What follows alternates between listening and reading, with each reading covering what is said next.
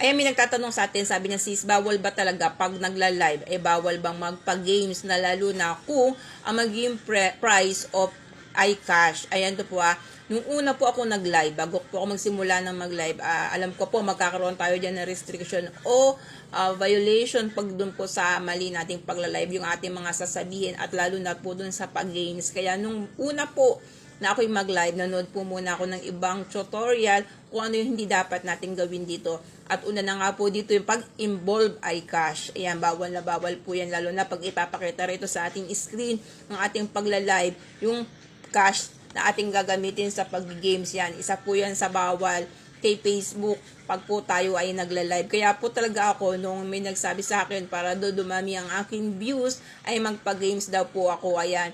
O kaya daw magpa-Gcash, ayan. Gusto man din natin yung kung kapalit naman po ay magkakaroon tayo ng violation sa ating live, ay hindi, wag na lang po. Ayan po, yan, ma-share ko lang kasi napanood ko lang din po yan dun sa aking pinanood na bawal po pag sa live ay angkop ang cash o gagawing games dito o pa-premyo ay cash. Ayan po, sana nasagot ko yung tanong mo, sis. Ayan, kung kailangan mag-observe ka pa rin sa iba, yan, gawin mo po yan para po mas maniwala ka at malaman mo rin na talaga na bawal ang cash dito kay Facebook pag po tayo ay nagla-live. Thank you. Paki-follow naman po.